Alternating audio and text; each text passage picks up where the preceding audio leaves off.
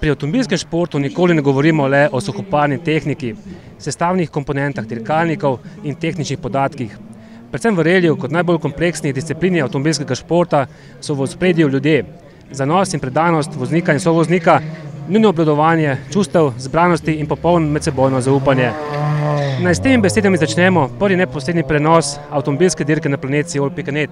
Z vami sem Gregor Pavšič in skupaj si bomo ogledali današnjo prvo hitrostno preizkušnjo relija Maribor, letošnje četrte preizkušnje državnega prvenstva v reliju. Danes tole uvod na Koroškem mostu, mimo nas je že pripeljal prvi avtomobil, danes samo kratek začetek tega relija, potem nadaljevanje jutri, skupaj nas čaka 9 hitrostnih preizkušenj, 5 različnih v skupni dolžini 88 km. No, z nami tudi danes na Koroškem mostu bo tudi Boštjan Logar, nekdanji večkratni udeleženec tega relija, tudi državni prvak v skupni razvrstitvi leta 2006. Boštjan, dobrodošli spet na reliju, sicer ne v vlogi voznika kot nekoč, ampak kot gledalec in naš današnji sokomentator. Kako se dirkač počuti takole ob robu ceste, ko spremlja svoje nekdanje konkurente, ki se bodo tudi danes borili za sekunde in potem jutri za vsemi pastmi relija? Je težko se pač tule mirno sedeti ob tem ovinku danes? Lep pozdrav vsem. Kako bi rekel, tudi to že s tem sem zadovoljen, da pač lahko tukaj sedim, da gledam, uživam v vožnjah. Seveda, veliko raje bi sedel v dirkalnem avtu, pritiskal na gas, bremzo in sklopko, ampak pač v danem momentu teh možnosti ni, ampak ker še nisem vrgel puške v koruzo, grem pa tudi še malo pogledat, malo spremljam konkurente, bivše in tako, bom tudi jaz še verjetno kaj pelal. Torej prvi avtomobil danes tudi na progi, Fiat Seicento, v njem mladi Tine Holinski, sin nekdanja dirkača Mitje Holinskega. Boštjan, veliko je teh mladih nadebudnih dirkačev, ki začnejo v teh najmanjših avtomobilih. Fiat Seicento je bil nekoč prava valilnica tudi poznejših prvakov v slovenskem reliju. Imeli smo pokal Fiat Seicento, ki je bil zelo uspešen. Je verjetno recimo avtomobil z malo konjskimi močmi oziroma kilovati prava pot za mladega dirkača, da nabira svoje prve izkušnje? Ja, lahko bi rekel vsekakor prava odskočna deska, ker jaz sem odvedno tega mnenja, da je boljš, da dirkač osvoji avto, kot da ga pač boljš, da dirkač pelje avto kot avto dirkača. Nedvomno prava odskočna deska in vse pohvale pač tem fantom, ki se trudijo v tudi teh najnižji diviziji. No, danes tole na Koroškem mostu, to je prva hitrostna preizkušnja. No, posebnost te preizkušnje je ta, da je štartni vrstni red v obratnem vrstnem redu. Torej, kot prvi je zapeljal na progo avtomobil za najvišjo štartno številko, potem pa bodo prihajali ves čas najhitrejši in kot zadnji potem vse še prvi favorit in aktualni državni prvak Alex Humar z Renault Cliom R3. Boštjan, taka prva hitrostna preizkušnja, večkrat jo organizatorji porabijo. Gre za tako imenovan super special, ki nima veliko nekih podobnosti, usporednic z pravimi hitrostnimi preizkušnjami, ki nas čakajo jutri. Tule seveda cesta široka, čez most, 2 dolgi ravnici z vmesnima šikanama. Predvsem nekako namenjena taka preizkušnja za gledalce, da se relij pripelje v center mest. Tule danes organizatorji pričakujejo nekje od 5 do 7 tisoč gledalcev. Za dirkače pa je verjetno taka preizkušnja tudi neke vrste breme. Večkrat smo dejali, da se na takih preizkušnjah predvsem veliko lahko izgubi, prav veliko pa se seveda tule ne more pridobiti. Res je, tako kot si povedal, Gregor, gre za predvsem za zelo kratke hitrostne preizkušnje, ki se odvijajo pred veliko množico ljudi. Seveda vsak dirkač bi se rad pokazal v najboljši možni luči. Je pa res, hitrostna preizkušnja je kratka, tako da že najmanjša napaka, kratka in pa relativno nevarna zaradi teh robnikov, zaradi velikih hitrosti, naprimer prav na mostu in pol šikan, kar pomeni mala napaka in lahko že pač veliko zgubiš. Dobiti v teh 2 kilometrih ali 3, kolikor je ta Koroški most, pa res ne moreš veliko. Tako da je treba biti, res najdete en kompromis hitrosti, atraktivnosti in pa previdnosti. Imaš tudi že morda kakšne slabe izkušnje s takimi uvodnimi hitrostnimi preizkušnjami? Se daj pripetila kakšna napaka, nepotrebna?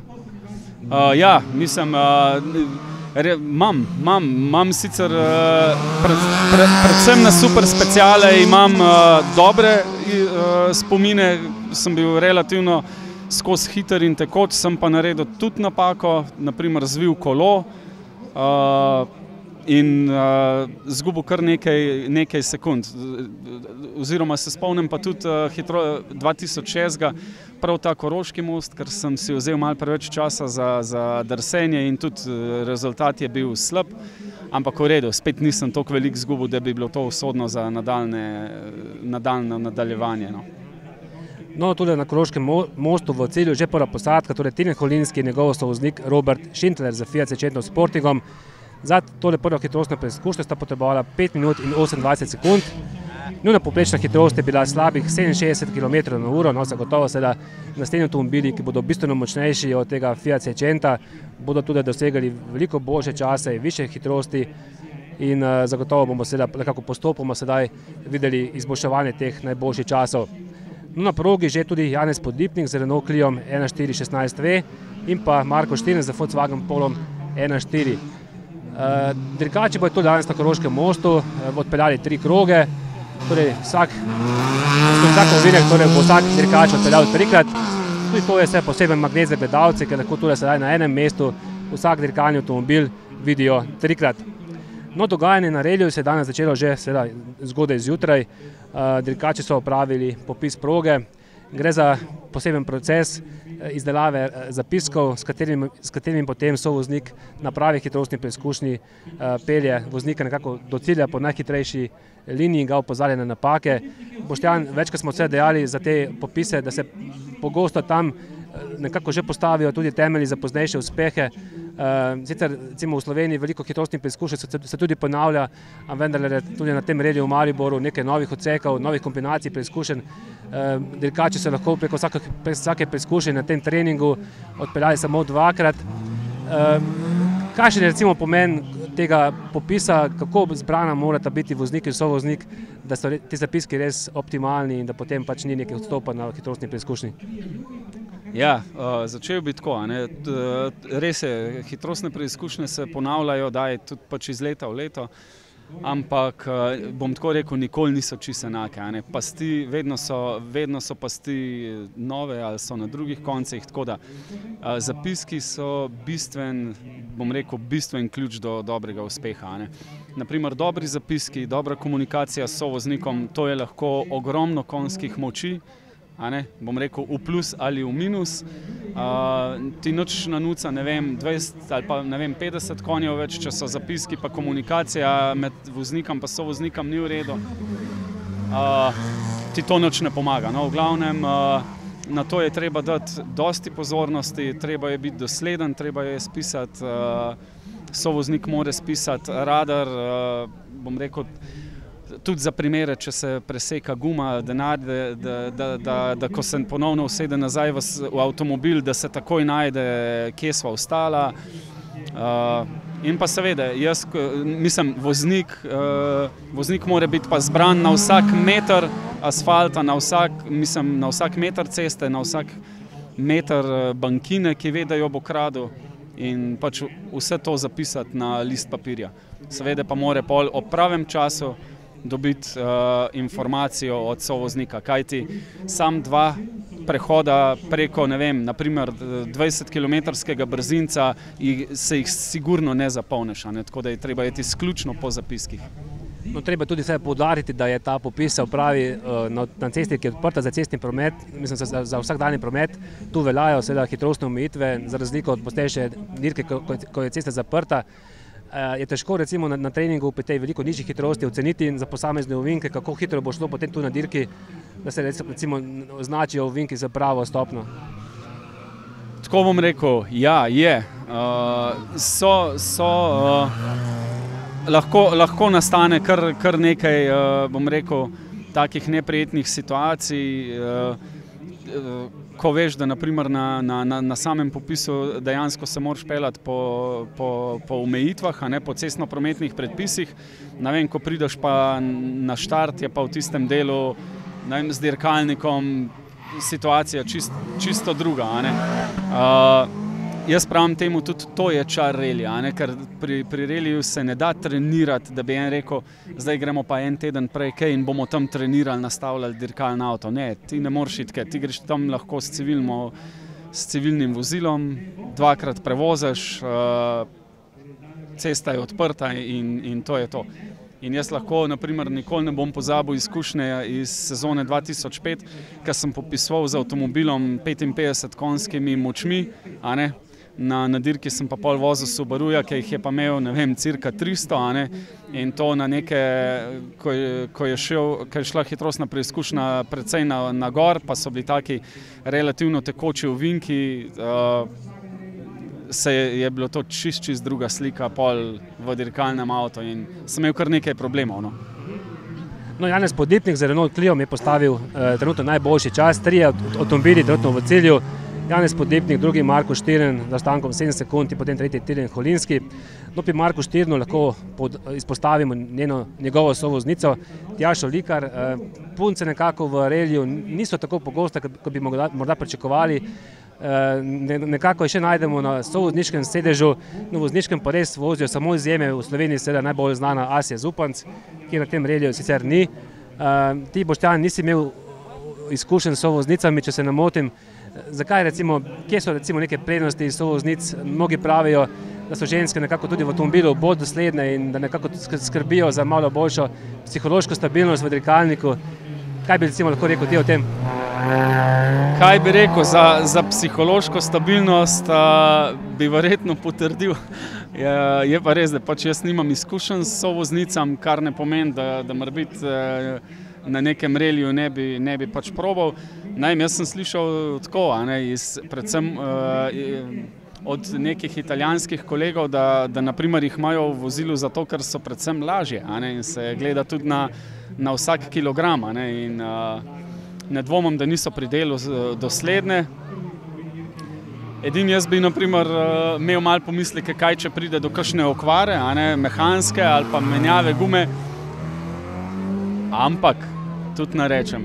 Obstajajo tudi verjetno predstavnice ženskega spola, ki hitreje zamenjajo gumo, kot pa kakšen predstavnik moškega. No, seveda poznamo iz 80-ih let Michelle Mouton, ki je bila skoraj svetovna prvakinja eno leto in je takrat spravila ob nekaj sivih las marsikaterega asa svetovnega relija. No, pozneje v Sloveniji pa je bila seveda Romana Zrnec, tista ženska, ki je v reliju pustila največji pečat. No, na progi torej še novi avtomobili, v cilju pa še vedno Janez Podlipnik, Marko Štirn in Tilen Holinski. Boštjan, če tako pogledamo vse tule danes ob progi na Koroškem mostu, zagotovo veliko ljudi, ki ne poznajo relija tako dobro, morda ga recimo vidijo enkrat na leto tukaj, ko gostuje Reli Maribor v njihovi okolici.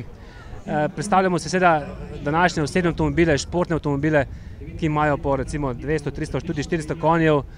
Ti dirkalniki imajo recimo bistveno manj te osnovne surove moči v motorju, a vendar recimo, če bi nek serijski avtomobil, sicer močnejši, poslali jutri na tiste hitrostne preizkušnje, bi enostavno pač razpadel verjetno.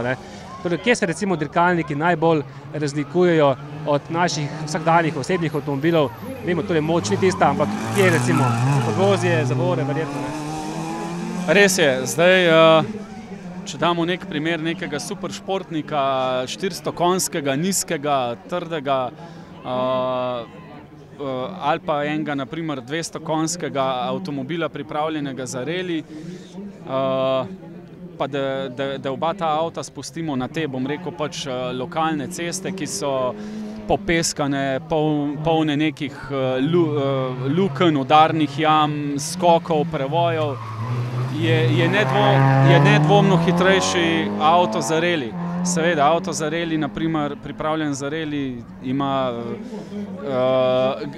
odlične zavore glede na maso vozila. Ima, ne vem, krajši prenos, se pravi, ima krajši menjalnik, kar pomeni, ne dosega take velike hitrosti, ampak dosegajo, ne vem, avtomobili za reli dosegajo maksimalno tam do 200 km/h, kar pa je za take ceste več kot dovolj, ne? In nek super športnik, ki bi kakšen laik mislil, ne vem, ki gre naprimer 300 in še čez, nima, bom rekel, na taki hitrostni preizkušnji, se res ne more kosati z nekim avtom pripravljenim za reli, a ne. Tudi ta avto, naprimer, za reli je bolj varen, ima varnostno kletko, je skratka bolj kompakten, ima zaščito podvozja, zaščito motorja, karterja, kar v primeru sekanja bankin ali pa kakšnih skokov pride prav. Tako da tukaj ta prednost. Tukaj v Mariboru je na progo že zapeljalo prvih 6 posadk. No, videli smo tudi prvega Zastovo Juga, lahko rečemo eden najbolj legendarnih avtomobilov v slovenskem reliju. V njem so začeli številni asi slovenskega relija, ki so pozneje postali tudi prvaki z bistveno močnejšimi avtomobili. Tudi sam si pred, mislim, koliko je to že, 15 let začel z Jugom.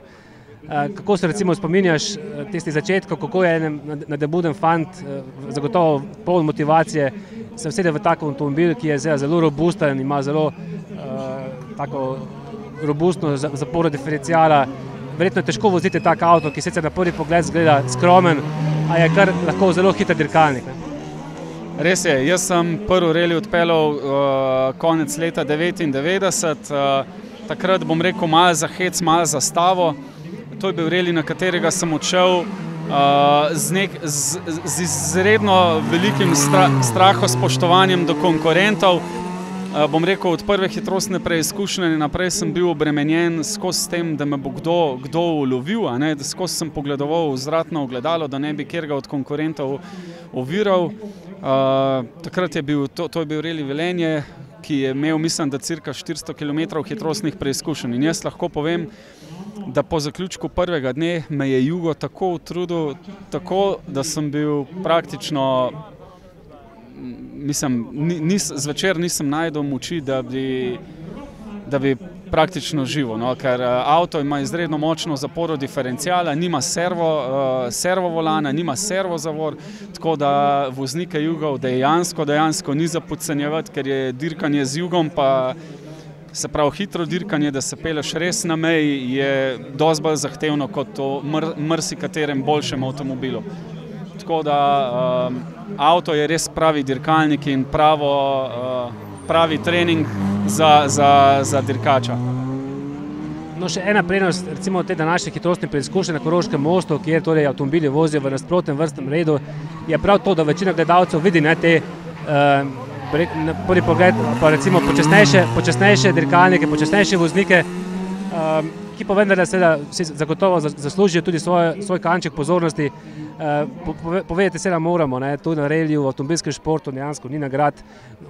Pogosto marsikdo vpraša, koliko ti dirkači zaslužijo, kakšne so nagrade na koncu dirke. Niti vse tisti najboljši ne dobijo nagrad, kaj šele seveda fantje v teh Jugih in šibkejših avtomobilih, ki jih vidimo tu danes na začetku te štartne liste.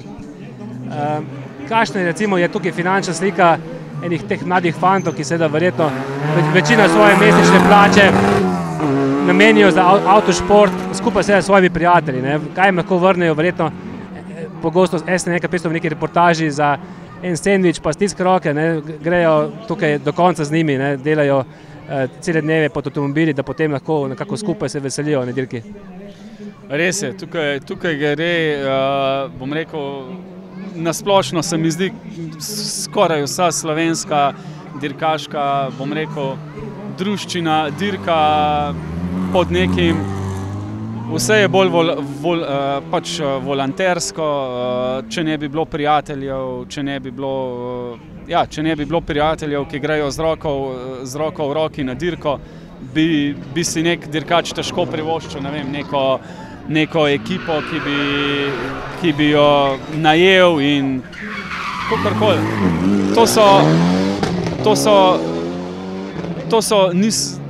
pač vsak dirkač, vem, sem siguren, da do zadnjega praktično evra za to, da gre lahko na dirko. Nažalost, na dirki tudi če naredi dober rezultat, pa naj si bo katerakoli kategorija, vem, da ne dobi noben niti za en komplet gum, razen zdaj, če pač si, bom rekel, res dober, pa da te nekako opazi katero od medijev, pa da se pojaviš v njem, pol to nekako lahko morebiti unovčiš pri kakšnemu sponzorju, ampak definitivno pa sem 100% prepričan, da noben dirkač se ne pokrije z sponzorskih sredstev, vsi dajejo še ogromno svojega denarja, da pa ne govorim ves svoj prosti čas. No, treba se poudariti, da prav taki zanesenjaki dajejo to širšo bazo reliju tudi v globalnem smislu, da je praktično tako tudi na drugih trgih, v drugih državah, da tudi nekako, če poznamo tiste največje ase iz svetovnega relija, tudi njih ne bi bilo, če ne bi bilo te baze dirkačev, ki bi dirkali za svojo veselje in bi v avtošport vlagali praktično vse, kar zmorejo. No, takole v cilju trenutno, če pogledamo še malo rezultate, trenutno prvi Jurij Rep za Volkswagen Polo 1.4, njegov čas 4 minute in 59 sekund, torej prvi pod 5 minutami, potem pa Aljaž Bratoš za Jugom in Janez Podlipnik, to so prvi trije avtomobili v cilju, skupno 6 avtomobilov že je končalo to prvo današnjo hitrostno preizkušnjo. Tule na Koroškem mostu smo tudi že videli z Jugom Simona Mlinarja, enega od favoritov v pokalu Jugo, tule se podobno približuje na tale najbolj zanimiv in najbolj oster ovinek, tudi Saša Saksida je tule peljal že mimo. Videli pa smo tudi že prvega avstrijskega gosta, to je bil Thomas Verne z Mitsubishijem Lancerjem. Avstrijski gosti, torej spet na reliju v Mariboru, do zdaj so že 4-krat tule gostovali za svojim državnim prvenstvom. No, letos v Maribor ni prišlo tisto prvo elitno avstrijsko državno prvenstvo, temveč avstrijski reli pokal, 8 posadk iz Avstrije tule gostijo organizatorji relija Maribor. No, pred dirko so povedali, da si želijo v naslednjih sezonah spet vrnitve avstrijskega prvenstva, ki je zelo močno, kakovostno in ki lahko privabi tudi veliko več gledalcev s svojimi zmogljivimi avtomobili. No, Thomas Verne, torej morda Boštjan prav tisto, kar si prej razlagal, poskuša biti atraktiven. Prvič, ko je tule prišel, mu je uspel lepo drsenje, no sedaj drugič ali tretjič pa že napaka, ne? In to so pa tiste izguba časa, izguba sekund, čeprav verjamem, da Thomas Verne uživa in da tudi pelje tudi za svoj užitek, ne? Ja, vidi se, da bi Tomas rad pustil dober vtis, pa tudi ga je, saj kar nekaj lepih drsenj naredil, ampak v tem krogu zdaj se mu je pa res malo zalomil in jaz sem, prva stvar, ki je bila, sem pogledal prvo levo gumo, če je slučajno defekt, ampak na srečo ga ni, no, tako da nadaljuje, ampak lahko bi pa menjal gumo zdaj. No, to je bil tudi prvi 4-kolesno gnani avtomobil, danes tole na hitrostni preizkušnji. Koliko se recimo razlikuje tehnika vožnje v reliju, recimo avtomobilov z sprednjim pogonom v primerjavi z 4-kolesno gnanimi avtomobili? To je pa mora biti res kar malo tako kompleksno vprašanje. Bom tako rekel, zdaj na temu HP-ju, jaz ne vidim kakšne razlike, kako bi pelil 4-pogon ali pa 2-pogon, razen s tem, da dejansko na temu vinku tukaj pred nama v Ostrmu lahko avto z vozilom, se pravi 4-pogonsko gnano vozilo, lahko malo bolj atraktivno odpelješ, drugače pa tukaj ni nekih razlik na asfaltu. Če bi bil zdaj makadam, pa to se bolj pokažejo razlike o vožnji. Na samem asfaltu pa ni bistvenih razlik, kako peljati enega ali pa drugega. No, tole na Koroškem mostu zdaj prihajajo tisti vodilni dirkači te prve divizije, ki je že tradicionalno najbolj množična v slovenskem reliju. Videli smo že Matjaža Mihevca, ki je zmagal na prejšnjem reliju v Velenju in tudi vodi v skupnem seštevku v državnem prvenstvu v tem razredu. Tu lahko povemo, do zdaj so bili že odpeljani 3 reliji za državno prvenstvo, prvi v Avstriji, potem Reli Saturnus v Sloveniji, Reli Velenje in danes v Mariboru 4. preizkušnja letošnje sezone. No, potem sledijo še reliji v Novi Gorici, v Idriji in v Poreču. nekako prvi favoriti te divizije ena, torej omenili smo že Matjaža Mihevca, tudi Jan Mrak, ki tule sedaj prihaja na ta del Koroškega mostu.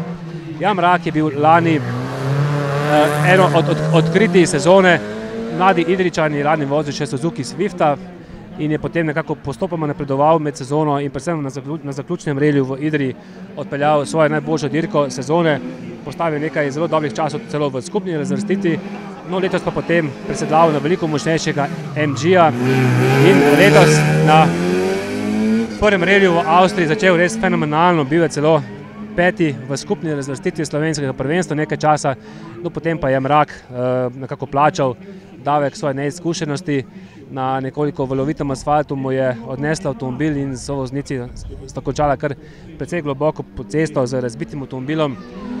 Boštjan, se spomniš mogoče svojih začetkov, ko si nekako postajal vse hitrejši, ko si že dobil nekaj izkušenj, kdaj je recimo prišla tista prva streznitev, da je v reliju vendarle treba napredovati počasi, da veliko štejejo izkušnje in da seveda mladi dirkač takole nekako na silo, nekako z glavo skozi zid ne more uspeti v reliju? Spet zanimivo vprašanje. Res je, jaz kakor se poznam pač iz zgodovine, ja, naprimer na svojem prvem reliju sem naprimer naredil generalno napako, ker sem vodil v konkurenci, bom rekel, kar nekaj, to sem pol ugotovil po polovici dneva, da vodim kar z zadostno prednostjo. Proti koncu dneva sem jo sicer nekaj izgubil, ker sem odlomil nosilc motorja, ampak namesto da bi bil zadovoljen s prednostjo, 20 sekund, sem jaz mislil, da je to veliko premalo in sem z glavo skozi zid naslednji dan se zbudil, šel na prvi brzinic, kot da zaostajam 20 sekund. In naredil naprimer na svojem prvem reliju, namesto da bi naredil odmeven rezultat, ko se mi je nasmihal, sem pa naredil izlet iz ceste. Tudi v nadaljevanju kariere do sezone nekako 2006 sem, bom rekel, kar nisem nekaj kalkuliral, kje sem, koliko so moji zaostanki, skozi sem vozil na polno. No, v sezoni 2006 pa pol, ker sem prišel v to ekipo, tam sem pa dejansko, so me pa velikrat tudi nazaj držali in dejansko sem se pustil, da so mi v ekipi malo narekovali tempo, kar pomeni možno, da bi bil velikrat še hitrejši, možno pa da kdaj tudi počasnejši, ampak je dejansko fino, da te en spremlja, da te res spremlja, da te pozna, da te zna in motivirati in da te zna ob pravem trenutku tudi nazaj potegniti. Tu vidimo pri vožnji Jana Mraka, da seveda med temi dirkači v vrhu divizije 1 gre seveda za res, tu ni prostora za razne drsenje, pa potege, ročne zavore, tudi čeprav je tudi veliko gledalcev, ki bi bili zagotovo veseli kakšnega atraktivnega drsenja. Ti dirkači se bodo seveda kar pošteno udarili danes in jutri za vsako sekundo na teh ovinkih. Relij v Mariboru je seveda kratek, rekli smo 9 hitrostni preizkušenj, 87 km. Nekako seveda vsaka napaka se tu seveda pozna, težko je nadoknaditi. In letos smo recimo že nekajkrat videli v tej prvi diviziji, da so malenkosti odločale. Na prejšnjem reliju v Velenju recimo je o prvem mestu v tem razredu odločala samo 1,5 sekunde, kar je seveda res minimalna razlika, če si se predstavljamo pri teh hitrostih povprečnih okoli 80 km/h, je seveda to nekaj metrov, ki na koncu seveda pomenijo razliko med prvim in drugim mestom. No, Martin Mlinar, tule mimo nas na Koroškem mostu, tudi eden od najhitrejših dirkačev te prve divizije. V skupnem seštevku letošnje sezone, torej Matjaž Mihevc, prvi zaostanek drugovrščenega Andreja Velika Vrha, ki smo tudi tule že videli za Volkswagen Polom, pa je 17 točk. Andrej Velika Vrh brani naslov državnega prvaka in na prejšnjem, oziroma na reliju Saturnu si je privoščil eno okvaro odstop, ki ga seveda po zmagi na prvem reliju v Avstriji nekoliko oddaljil od tega želenega naslova prvaka. No, tule smo seveda videli atraktivno drsenje Geralta Riglerja, ki med temi vozniki v avstrijskem reliju pokalu, ki so se pojavili letos na reliju v Mariboru, tudi nekako velja za prvega favorita. Tudi Avstrijci so pač napovedali, da ima prav Rigler s tem Mitsubishijem Lancerjem Evo 3 največ možnosti tule za visok rezultat. Mogoče ne seveda za najvišja mesta v skupni razvrstitvi, tudi njegov dirkalnik je seveda že precej star, tako da seveda se bo pač Rigler bolj boril za mesta v svojem pokalu, kjer se bo verjetno udaril še z nekaterimi tekmici za tole prestižno zmago. Andrej Velika Vrh je tudi tole še enkrat peljal mimo nas, no v cilju pa seveda najhitrejši trenutno Jan Mrak, oziroma ne, Martin Mlinar, ravnokar najhitrejši v cilju, njegov čas 4 minute 41 sekund, no Jan Mrak pa zaostanek samo 0,2 sekunde na drugem mestu, torej kot sem prej dejal, šlo bo zares na vsakem ovinku, torej boj za vsako sekundo, za vsako drsenje torej bo odločilo, no Rigler pa je seveda tole še enkrat zelo atraktivno odpeljal tale ovinek na Koroškem mostu in seveda nasmejal gledalce, ki bodo zagotovo prišli na svoj račun sedaj ob naslednjih avtomobilih, torej vse hitrejši dirkalniki bodo zapeljali na progo. Na teh hitrostnih preizkušnjah torej rezultati: prvi Martin Mlinar, drugi Jan Mrak, zaostanek torej 0,2 sekunde, tretji pa Matjaž Mihevc, ki zaostaja pa že 4,8 sekunde. Še enkrat Andrej Velika Vrh, ki je lani kar nekako zaporedno zmagal na prvih nekaj redih v državnem prvenstvu.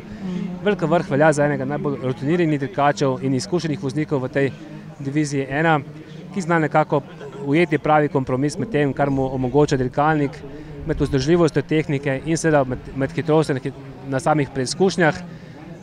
Boštjan, kako težko je recimo vozniku, ki mogoče nima v tehničnem smislu najmočnejšega avtomobila, da pač vozi po svojih zmogljivostih oziroma v tem, kar mu dirkalnik omogoča. Prvo pravilo v reliju seveda velja, da pač še tako hiter dirkač mora najprej za rezultat priti v cilj. Ja, res je. Še tako hiter dirkač tako mora priti v cilj, kar pomeni, lahko si ti hiter, ne vem, na 5 hitrostnih preizkušnjah, pa če na 6 narediš eno tako, rekel, napako po svoji krivdi, to pomeni, da pač lahko, ne vem, rečem, nisi zrel, kar sem jaz isto naredil. In to ne enkrat, večkrat. Morebiti en del vprašanja sem malo zgrešil zato, ker sem užival v drsenjih Riglerja. Pustiva, Boštjan, eno vprašanje, recimo, si upaš napovedati čas Riglerja, veliko je bilo drsenja, zagotovo najmočnejši avtomobil na progi do zdaj, ampak zelo atraktivno je peljal. Si upaš recimo napovedati, bo postavil najhitrejši čas, ko pride do cilja? Še enkrat sedaj tule recimo, če pogledava. Ok, dajva pogledati.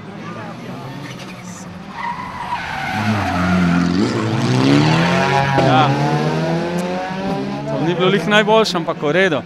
Glede na to, glede na avto, pa glede na, ampak Mlinarjev zelo tekočo vožnjo, zdaj da ne bom tako nehvaležno delo, da ne bi zdaj... Reče, smeš čakati, mogoče prej v cilju, ne? Ja, 4,37. 4,37. No, to zdaj Boštjan povedal kar precej hitrejši čas, okoli recimo... Ja, slišimo torej.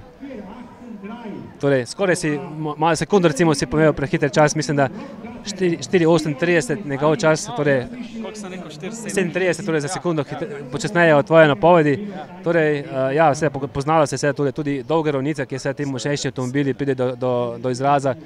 Vprašanje se, kako bo jutri, ne? Mogoče bodo jutri slovenski fantje v tej najmanjši diviziji tudi hitrejši od teh najhitrejših avstrijskih gostov.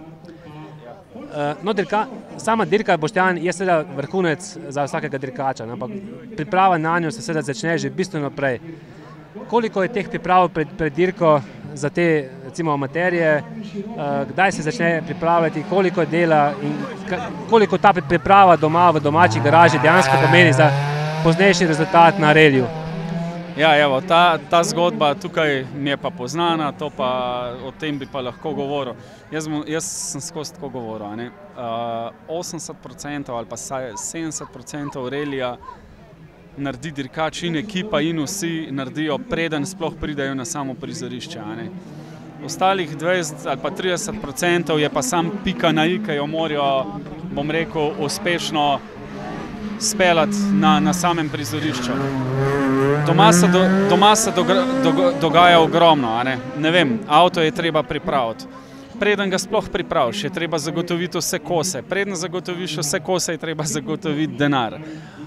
Ne vem, treba si najti čas za vse. Treba je, ko je vse doma pripravljen, je treba vse naložiti, cel kombi. Se pravi, ne sme se pozabiti ne sme se pozabiti, nič se ne sme pozabiti. Orodje mora biti vas, vse mora biti. Ne vem, naprimer prideš na reli, pa ni vezic, ni vrečk za smeti, ni ne vem, tega tamočnega selotejpa, lima, pa že nekaj manjka, je že nervoza. Ne? Tako da dejansko 70% relija se zgodi, preden pride posadka, ekipa sploh na samo prizorišče, tako da tukaj gre za zagotovitev sponzorskih sredstev, se upravičujem. Tukaj gre za zagotovitev sponzorskih sredstev, denarja in so kar naporni trenutki pred samim relijem. No, še eden zanimivi, najprej se mora popraviti prejšnji čas Geralda Riglerja po uradnih rezultatih, celo njegov čas 4 minute 18 sekund, torej kar 23 sekund hitrejši od Martina Mlinarja. Torej je dobro izkoristil svoj 4-kolesni pogon in predvsem seveda zmogljiv motor Mitsubishi Lancerja. No, še malo se dotaknemo teh avstrijskih gostov, torej je zelo zanimiv voznik Kurt Getlicher za Ford Sierra Cosworth. Mogoče se današnja generacija niti Kurta Getlicherja v tistih svojih najboljših časih niti ne spomne, to da seveda Getlicher je tisti dirkač, ki je pred 20 leti zmagal na reliju Saturnus v skupni razvrstitvi, takrat z Ford Escortom RS Cosworth. No, Getlicher je danes seveda že precej v letih in se vozi verjetno bolj za svoj užitek. Kdaj si recimo ti začel spremljati relij? Se spomniš recimo Getlicherja takrat v začetku 90-ih na slovenskih dirkah? Ne, moram reči, da tega voznika se ne spomnim. Jaz sem relij začel spremljati, se mi zdi, tam okrog leta 95-96. Tako da odprem je bil relij tako, bom rekel, preko revij, ki jih je oče kupoval, sem skozi pač gledal relij slikce, ampak tako v živo pa sem začel dejansko na relije hoditi. Ja, tam nekje 95-96 sem si začel ogledovati relije. Potem si Getlicherja izpustil ravno za eno ali 2 leti. No, Kurt Getlicher je bil takrat na vrhuncu svoje dirkaške kariere, vozil celo nekaj relijev za svetovno prvenstvo in bil takrat tudi potem avstrijski prvak. Leta 94 pa je seveda kar zanesljivo zmagal na reliju Saturnus v skupni razvrstitvi. Tudi Gottfried Kogler je eden od zanimivih avstrijskih gostov. V preteklosti smo ga že večkrat videli na gorsko-hitrostni dirki v Ilirski Bistrici. Gre za enega najhitrejših avstrijskih policistov, ki torej svoje veščine nekako preizkuša in trenira tudi na dirkah. Tudi on je seveda že precej nekako v letih. Ta avstrijski relij je pokazal seveda namenjen predvsem dirkačem, ki vozijo dejansko za svojo veselje in za lasten užitek, za razliko od tistega elitnega prvenstva v Avstriji, kjer pa seveda veliko tudi profesionalnih ekip in kjer seveda se pač te programi dirkaški vsake posadke bistveno bolj resni. No, v cilju torej še vedno nekako nespremenjeni rezultati, nekaj tujih posadk, ki so sedaj na progi, Peter Pospišil iz Češke, potem Kogler, Kurt Getlicher, za njim je pripeljal Gerald Pöschel za Citroenom C2 R2, potem tudi Michael Fischer prihaja za Ford Fiesto N3, nekoliko počasnejši avtomobili, ki zagotovo ne bodo tule postavili najhitrejših časov, tako da vsaj še nekaj minut bo v skupni razvrstitvi hitrostne preizkušnje na Koroškem mostu. Rezultati bodo ostali nespremenjeni. Gerald Rigler na prvem mestu, drugi Martin Mliner, tretji Jan Brak, četrti Matjaž Mihevci, peti Andrej Velkavrh. Torej, Boštjan, to je prva hitrostna preizkušnja, prej si dejal, dolge so priprave na dirko. Kako težko pa je potem vse, recimo, tule usesti na štartu, ko se dejansko začne prva hitrostna preizkušnja? Kaj se recimo v dirkalniku dogaja v zadnjih 2-3 minutah pred štartom? Imate recimo posadke, kakšen poseben ritual pred štartom, da se pač zberete, da mogoče celo v obliki kakšnega avtogenega treninga, da se pač nekako preslikate v ta nekako drugi usporedni dirkaški svet? Ja, zdaj kokar, to bom rekel, kokar je dirkač oziroma kokar je posadka dosledna. Eni to jemljajo dejansko kot, bom rekel, nastop na reliju, bolj kot za zabavo, nekateri pa to jemljajo zares in temu posvečajo tudi tudi te vrste priprav, kot si omenil, ne vem, avtogeni trening, ne vem,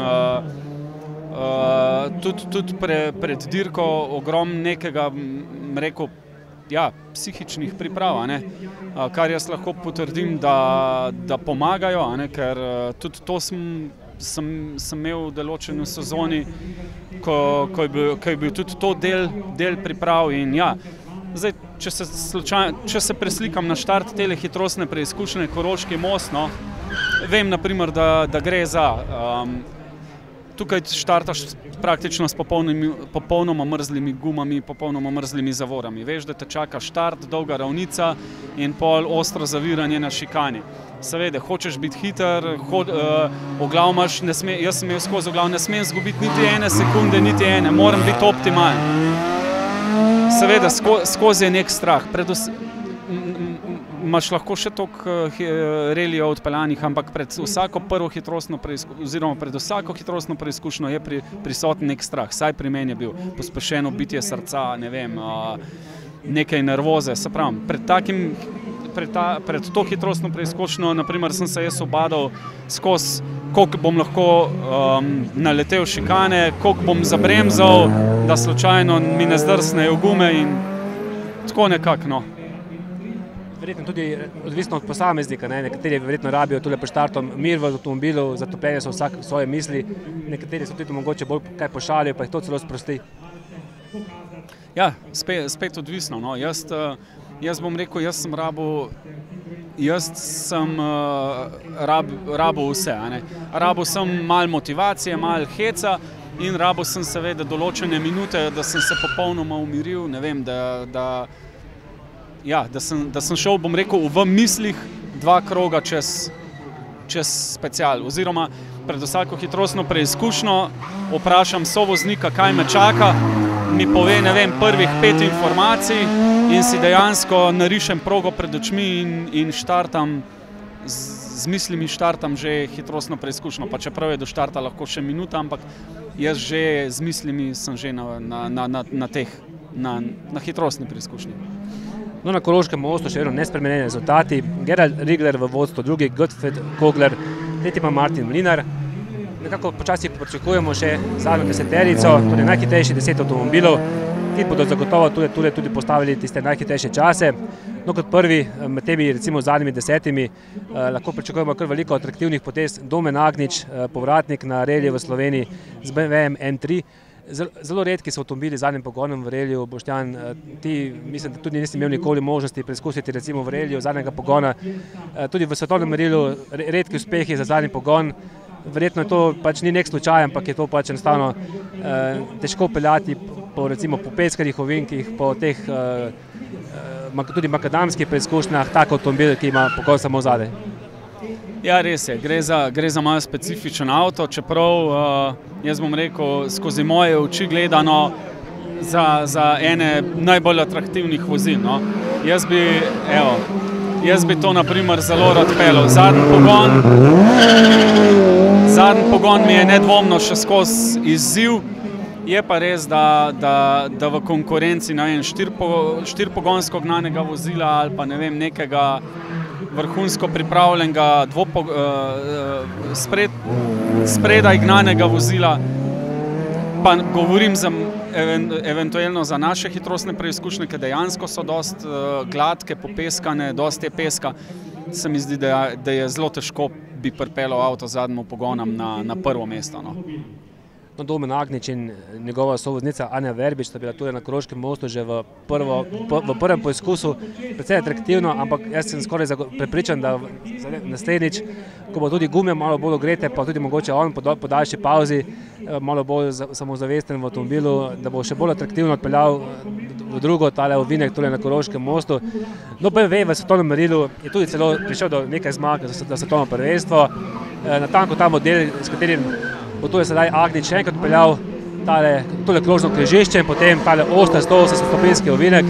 Je leta 87 zmagal naredil svetovno prvenstvo na Korziki. No, Agnič pa seveda skoraj 30 let pozneje z njim v slovenskem prvenstvu z avtomobilom, ki danes seveda uradno že starodobnik, navdušuje, zagotovo uživa v avtomobilu in skrbi za navdušenje gledalcev. Videli bomo seveda, kako visoko se bo lahko Agnič s tem avtomobilom zavihtel v skupni razvrstitvi. Zagotovo Gerarda Riglerja, ki je še vedno najhitrejši v skupnem seštevku te prve hitrostne preizkušnje, ne bo mogel prehiteti. Tudi saj med Slovenci morda se bo Agnič verjetno tole lahko prebil med tiste recimo najhitrejše, morda 3 ali pa vsaj med prvo peterico. Boštjan, v vozilu sta seveda dva, voznik, sovoznik. Tudi tu gre za zelo posebno sodelovanje in posebno dimenzijo relija. Torej, za razliko od številnih disciplin avtomobilskega športa, od Formule 1 naprej, kjer seveda dirkač v avtomobilu sam, tu sta seveda dva, odloča prav njuna dobro sodelovanje med njima. Kako težko je dobiti pravega sovoznika, kako velik pomen ima dejansko sovoznik na recimo dirkačev uspeh? Nekaj težav.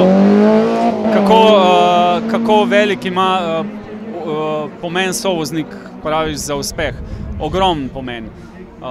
Ogromen pomen, dejansko ni lahko dobiti dobrega sovoznika, da bi rekel, zdaj pa vsak, ki bi se rad zraven pelil, bo tvoj sovoznik. To sploh ni res.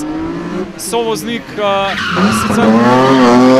sicer veliko je odvisno od radarja. Radar na primer je napisan tako, kot ga narekuje voznik sovozniku. Seveda gre pa tukaj pol za bistvo, da sovoznik pravi čas pove vozniku informacijo, da ne zamuja, da ga zna dejansko motivirati. Tukaj gre za kar kompleksno in zaupanje vredno delo. Ja. No, tole smo se videli, torej prihajajo na Koroški most, tudi vse glasnejši avtomobili, avstrijski dirkač Wolfgang Rechberger za Suzuki Swiftom S1600, to je zelo predelan Suzuki Swift, in tudi slovenski voznik Aleš Zrinski, prej smo ga videli z novejšim BMW-jem, novejšim modelom M3-ja, je odpeljal zelo atraktivno tole letalo Vinek na tej hitrostni preizkušnji. Aleš Zrinski, tudi sicer izvršni direktor Nacionalne zveze za avtošport AŠA 2005.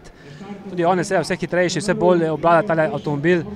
Verjetno take hitrostne preizkušnje, kot je Koroški most, tudi za recimo dirkalnike, ki bomo sedaj tole še enkrat videli, najbolj primerno, zagotovo bo imel Aleš jutri več težav, ne? Ja, Aleš je vedno hitrejši. Ja, tudi lepo gre. In mislim, da ima na primer tudi on s takole vožnjo pa s tem avtom tukaj tudi možnosti narediti kar dober rezultat. Glede na to, da ni popeskan, pa res se je kar lepo pelal. Tako da za take hitrostne preizkušnje so pa tudi avtomobili z zadnjim pogonom potencial za dober rezultat. No, Domen Agnič, prej smo ga dejali, da morda ne bo prišel v sam vrh, pa vendarle je prišel zelo blizu prvemu mestu.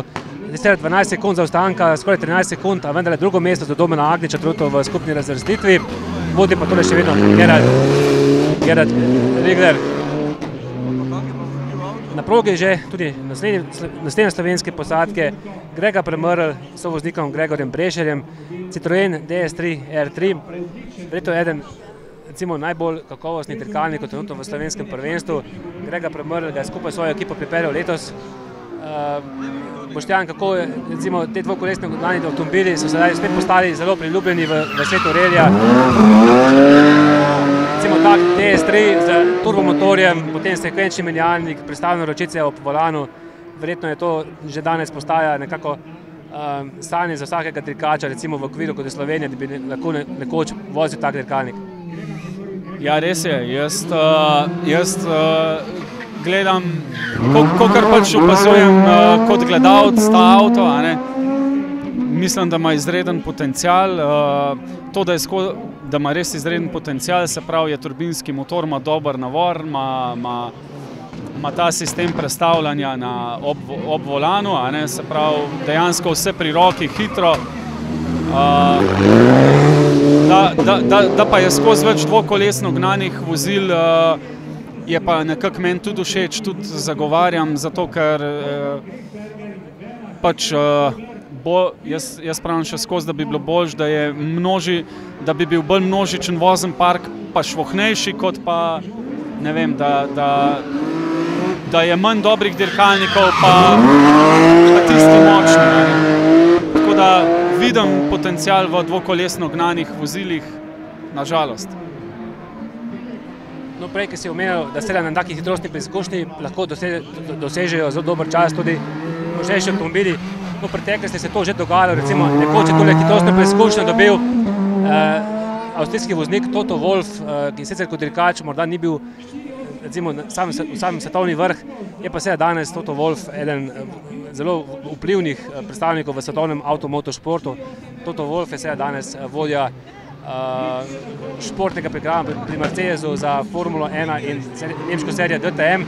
No, pred nekaj leti pa je seveda vozil v Mariboru in tudi s Mitsubishi Lancerjem postavil najboljši čas na tej hitrostni preizkušnji na Koroškem mostu. No, Grega Premrl, torej tule je sedaj že tretjič, zelo tekoče vozi Premrl, izkorišča to moč motorja in velik navor tega Citroena in morda bo prav Premrl tisti, ki bo prvi iz vodilne pozicije v skupni razvrstitvi spravil Gerharda Riglerja. Kaj praviš? Bo morda Premrl tisti, ki bo sedaj recimo prevzel vodstvo? Če sem čisto pošten, sem jaz tale Riglerjev čas, a niso prej govorila od 4:37 oziroma 4:37 pa 38, ker tale čas 4:18 mi je precej dober. Tako da, zdaj, če sem čisto pošten, ne vem, glede na videno, ne vem, ne bi upal reči, no, da čeprav bi si želel, ampak ta čas 4:18 je glede na ostale res precej dober. No. Čeprav pa vožnja Grega, na primer, zelo tekoča. Videla bo vse pri Premrlu, ko bo prišel cilj njegov čas, tudi nekako potem bo to neko merilo, kako visoko lahko avstrijski dirkač Gerhard Rigler poseže v skupni razvrstitvi. Če recimo Premrl ne bo uspel premagati Avstrijca, potem lahko dejansko Rigler tudi danes postavi vsaj enega od recimo prvih treh najhitrejših časov. No, na progo tudi že Friedrich Weihhandel, domačin, ki se je tudi prav danes v Mariboru vrnil med aktivni dirkači po krajšem premoru. Weihhandel je bil seveda leta 2011 državni prvak v diviziji 1, torej v diviziji 2, torej med dvokolesno gnanimi dirkalniki. No, danes pa seveda se je Weihhandel vrnil z zelo zmogljivim Renault Clio R3. Se je recimo težko tako dirkaču, domačinu, ki ni imel veliko dirkaških kilometrov v zadnjem času, vrniti takole na dirko na kratek relij, ker ni časa za ogrevanje, ker je veliko domačih navijačev, torej prijateljev, ki ga poznajo, in se potem seveda nekako zbrati, umiriti in se mu nekako ne preveč zagnati na te prve hitrostne preizkušnje. Ja, kar tako bom rekel, za Friderika danes tole delo ni lahko. Jaz pravim, tudi če marsikdo misli, pač ima dober avto pa to, ampak seveda, lepo, če ti nisi navožen avtomobila, kar Friderik tegale Cliota sigurno ni navožen, je pa definitivno hiter, ni lahko, no, ni lahko tako, pač, če bo dober rezultat, še toliko bolj pohvalno, glede na to, da mislim, da celo prvič pele tega Cliota. To ni v avto vseeno, kot nekateri mislijo, ne vem, zdaj imaš pa dober avto, zdaj bo pa rezultat sigurno. Se pravi, prvič je v avtu, po dolgem času je v avtu, tako da ni to, kar lahko naredi dobrega rezultata. No. No, poleg Weihhandla smo tule na Koroškem mostu zdaj videli tudi že Timo Novaka, njegovega sovoznika Uroša Ocvirka. No, posebnost Timo Novaka je to, da je seveda star komaj 19 let. Lani recimo je moral, ko je tudi že vozil to Škodo Fabio R2, je moral celo izpustiti enega izmed reljev državnega prvenstva, ker je ravno tisti dan opravljal izpite iz mature, no, in jih se tudi opravil z odliko, torej splačalo se je izpustiti eno dirko. Tim Novak, torej med najmlajšimi dirkači v slovenskem relju, pri 19 letih, torej za volanom te Škode Fabie R2. No, Friedrich Weihhandel pa torej nekako videti zelo zanesljiv, čeprav torej, kot si dejal, prvič v tem Renault Clio R3, atraktivno skozi te ovinke, tudi zelo glasno, pok avtomobil, praktično popoln avtomobil, popoln voznik za gledalce verjetno, ki se to spremljajo. Ne? Res je, tale predstava pa zdaj, mislim, tako bom rekel, vsi so super, tudi, če imam že zdaj možnost pokomentirati Friderika, bom rekel, tudi za ta male divizije izredno srčno, Zdaj pa, če pa rečem zdajle za Friderika, pa jaz bom tako rekel, zelo jezno in napadalno, kar mi je všeč, a ne, in vidi se pa tudi, da je dokaj sproščeno, a ne. Tako da, ja, hiter je in tole je dobra iztočnica za jutri, no, tako da bojo kar boji, se mi zdi, no. No, Friderik Vajhanen se je tudi približal Gerardu Riglerju samo na 2,7 sekunde, torej vse bliže so dirkaču, oziroma ostali vozniki avstrijskemu dirkaču, ki je postavil ta res odličen čas. No, sedaj pa seveda tole Darko Peljhan, eden najbolj izkušenih slovenskih dirkačev. Videli smo seveda Darka Peljhana, ki v zadnjem času je odpeljal veliko makadamskih reljev, kjer se je zagotovo naučil tega drsenja. No, Peljhana letos v slovenskem relju še nismo videli. Danes je prvič v daljšem času predstavljal slovenski javnosti. Peljhan, 5-kratni državni prvak Slovenije v relju, zagotovo eden največjih imen slovenskega avtomobilskega športa. Darko, torej, z tem štirikolesnim gnanjem avtomobilom je recimo posebnež v tem vrhu, sicer še nekaj tudi drugih avtomobilov podobnih, a vendarle Peljhan. Misliš, Boštjan, da bi morda Peljhan lahko tule, kljub temu, da ga nismo videli že nekaj časa, za to svojo rutino in izkušnjami, ki jih Darko zagotovo ima, recimo prehitev te dirkače, ki so tule danes v cilju in tisti, ki jih recimo še morajo zapeljati na progo, Rok Turk, Jani Trček in Alex Humar še nekako za njim prihajajo na cesto. Ja, tako bom rekel, za te dirkače, ki so zdajle v cilju, bi upal reči, ja, da zna Darko na tej hitrostni preizkušnji narediti kar dober cajt, oziroma pač pred temi dirkači, ki so zdaj v cilju.